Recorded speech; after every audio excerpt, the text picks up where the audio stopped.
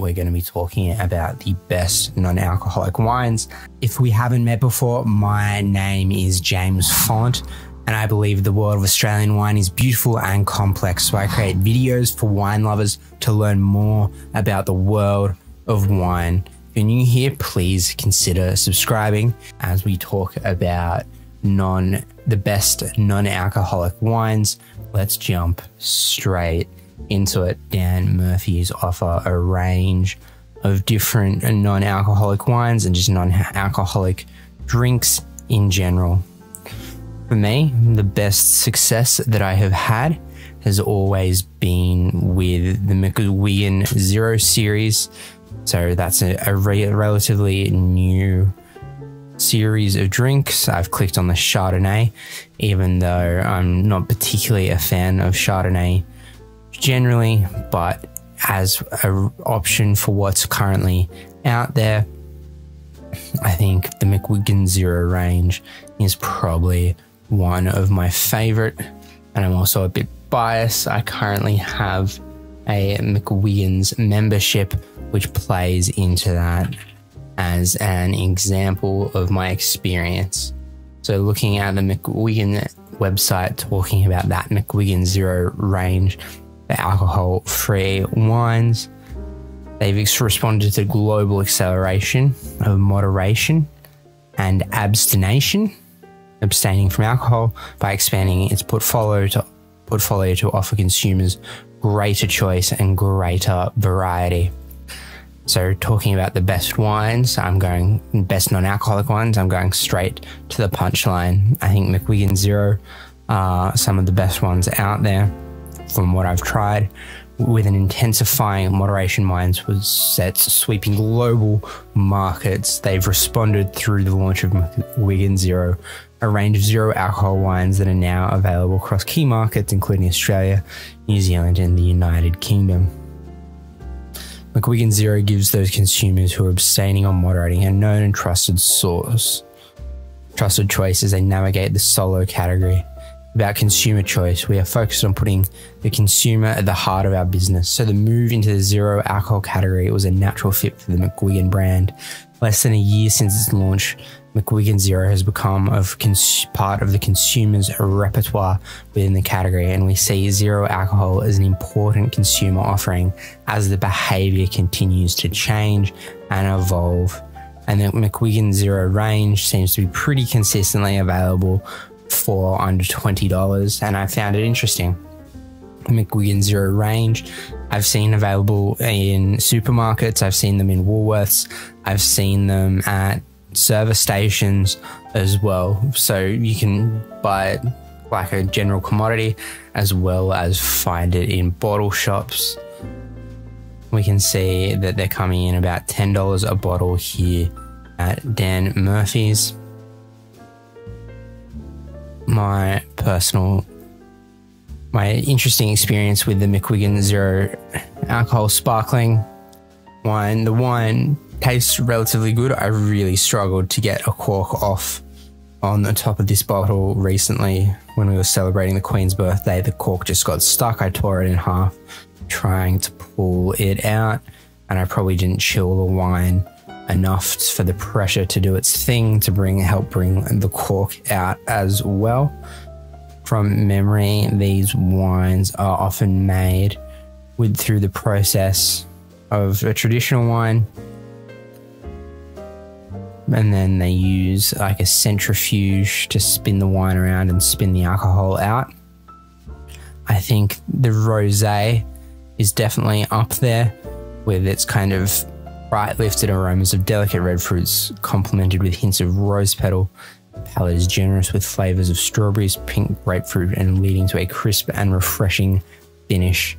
So this is probably the Shiraz. I think this one would be potentially my top one of the McGuigan Zero series, followed by the Shiraz.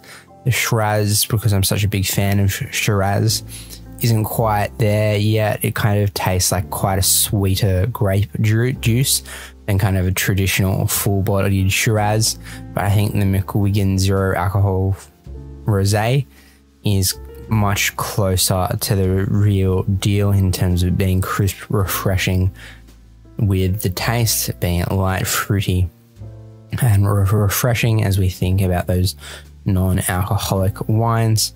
I once went on a hunt trying to find a wine for a friend that was halal certified, which was an experience in and of itself. I can't remember if Henkel came up as part of this search, but trying to position itself into an alcohol-free style of champagne alternative here. But what you can see is those wines, when I arrange them from price high to low, they're all very affordable. I think this de-alcoholized Grenache Shiraz would actually be quite interesting to hear about the process that they went through to make this wine, to understand what it's been through.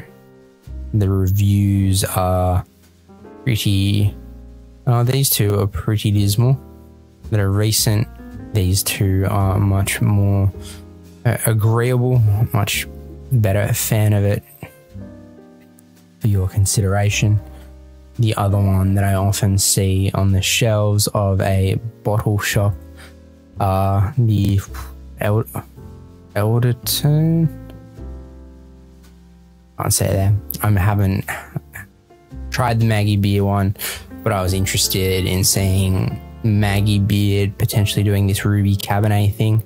I'd be interested to see if I could hunt down that Maggie Beer Ruby Cabernet to see what's out there.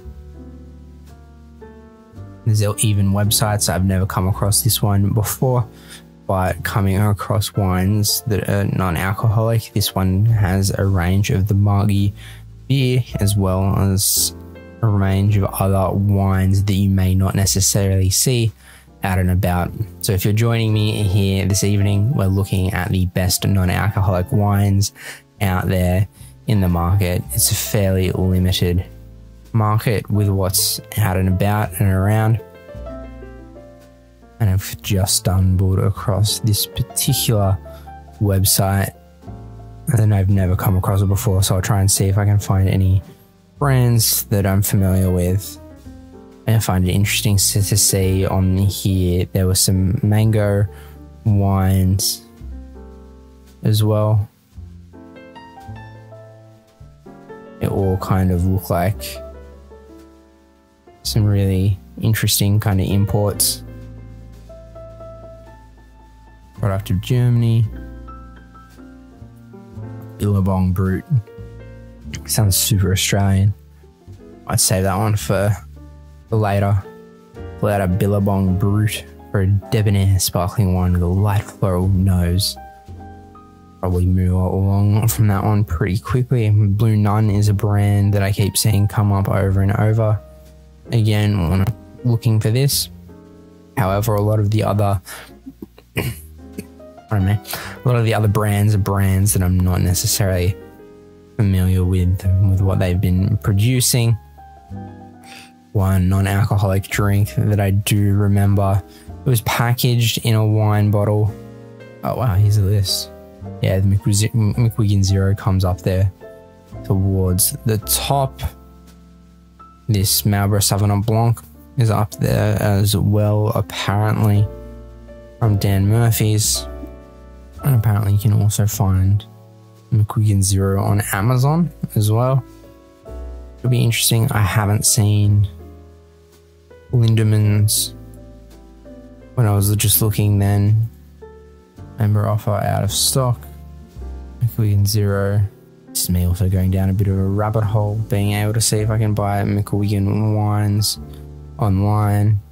And they've got not just kind of the single batch project, but they've also got kind of a variety of some of their other wines before it goes off into suggesting other types of wine. It's an interesting kind of little thing. This one is technically low alcohol sparkling wine, so it's not completely alcohol free, but that would definitely make for an interesting drink to try. from Lindemans. They've got quite a good reputation. So as we looked at on the other night, their drinking guidelines, it's 0.6 standard drinks. So just you could drink, you could down a bottle of these a night and stay within the Australian drinking guidelines as part of this, and it's got some pretty good reviews. I'd say they're potentially breaking some of the rules here of dry July. If you're watching along in the chat, let me know if you agree, because technically there's some 0.5% of alcohol in that one. And Sand's Drinks is an interesting brand that I've seen open up recently, and they have a variety here already. They have a Sand's Drink, just general tasting bottle. They've got some Australian sparkling wines. You can see, I jump into this, you can see the McGuigan Zero here, as well as the Lindemans. I think that's the Eden Vale that I was trying to get at when I was scrambling and stretching out for the name of those types of wines. New Blood, Shiraz, plus and minus Pinot Noir, plus and minus Shiraz, Eden Vale, non-alcoholic wines. Yep, so this is the kind of one I'm used to seeing on the bottle shop shelf or in and around Woolworths in the non-alcoholic wine section. They've got that Eden Vale Shiraz that looks like this. It looks like they've updated some of their label and some of their branding for some of these things. It's another beverage where alcohol has been removed, but what you're going to see consistently is McGuigan comes up over and over again as part of this. And something I've learned this evening is we in Australia either like Germany or Germany are putting out pretty consistently some quality non-alcoholic wines, but with a year that has been, would encourage you to buy Australian when you're looking at your wine purchases. Let me know if you've got any questions about non-alcoholic wines in the chat or the comments below if you're watching it on the replay, and I might be able to answer some of those in a future video. Thank you for watching. If you are enjoying the wine content I'm creating, please hit the like button. And if you haven't already, please consider subscribing, hit that bell icon so you can be notified of any future videos and live streams that I do. Otherwise, thank you.